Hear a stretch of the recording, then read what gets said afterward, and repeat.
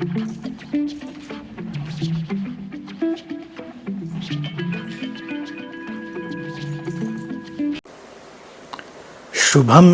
शर्मा ने पूछा है, सद्गुरु, किसी की आंखों में देखने पर किसी की आंखें भयावह दिखाई देती हैं, डर सा लगता है। किसी की आंखों में गहराई होती है, मानो कोई सागर ऐसा प्रतीत होता है। इस रहस्य को स्पष्ट करने की कृपा करें। देखिए, आंखें अंतर्मन की खिड़की हैं। व्यक्ति के अंतर जगत के भाव व्यक्ति की आंखों में प्रतिबिंबित होते हैं। तो जो आंखें हैं वो न्यूट्रल नहीं हैं, वो पूरी तरह से निरपेक्ष नहीं हैं। आँखों को हम एक इशारे की तरह देख सकते हैं। आँखें जो हैं वो हमारे लिए एक इशारा है कि व्यक्ति के भीतर क्या चल रहा है, उसके अंतर जगत में, उसके अंतर्मन में क्या चल रहा है। तो अगर हम ऐसे देखना प्रारंभ करेंगे और इस बात की समझ को अपने भीतर उतारेंगे तो इस रहस्य को हम समझ सकते हैं। किसी की आंखें भयावह प्रतीत होती हैं तो उसके व्यक्तित्व में कुछ भय होगा, उसके व्यक्तित्व में कुछ तनाव होगा, उसके व्यक्तित्व में हिंसा होगी। तो ऐसी आँखों को देखना कई बार तुम नहीं चाहोगे। और कुछ आँखें सागर से गहरी, कुछ आँखें बड़ी प्रीतिकर, कोमल, निर्दोष। आँखों के तो अनंत अनंत रंग हैं, अनंत अनंत भाव हैं।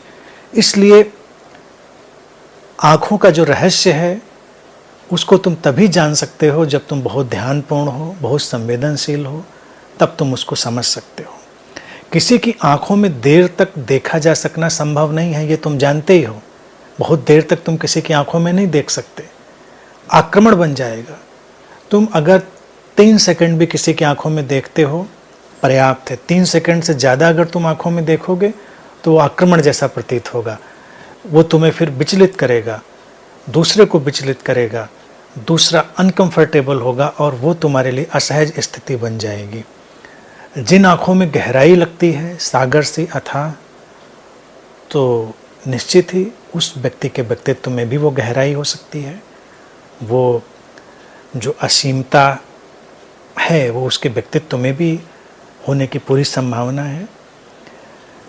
लेकिन इन बातों में इतनी जल्दी पड़ने की ज़रूरत नहीं है, क्योंकि ये समझने के लिए हमको बहुत बहुत संवेदनशील होने की आवश्यकता है।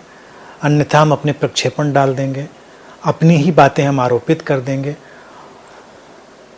इसलिए किसको क्या दिखाई देगा ये एक बड़ा बहस का मुद्दा बन जाएगा। कोई किसी को नापसंद करता है तो उसका चेहरा, उसकी आंखें उसको भयावह लगेंगी। कोई किसी को पसंद करता है तो उसको उसकी आंखें सागर से गहरी और प्रीतिकर लगेंगी। तो इसलिए पहले अपनी धारणा से, अपने पूर्वाग्रह से मुक्त होना पड़ेगा, जजमेंटल एटीट्यूड से मुक्त होना पड़ेगा। ये जो निर्णय देने की हमारी वृत्ति है, हमेशा तुलना करने की, उससे अलग होना पड़ेगा। अगर हम इससे अलग हो पाते हैं, तुलना करने की वृत्ति से, निर्णय करने की वृत्ति से, अपने पूर्वाग्रहों से हट पाते हैं, अपने भीतर ठहरते हैं, शांत होते हैं और फिर हम किसी की आंखों में झांकते हैं, तो निसंदेह वहाँ से उसके अंतरतम की झलक हमको महसूस हो सकती है।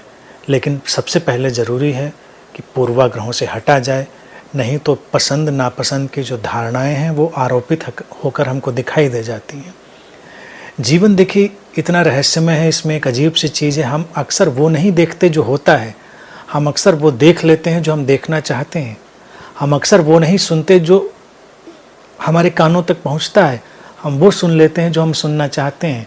इसलिए बहुत शांति से पहले पूर्वाग्रह मुक्त हों, ध्यानपूर्ण हों, फिर ये जो रहस्य है ये अपने आप तुम्हारे ऊपर प्रकट होगा।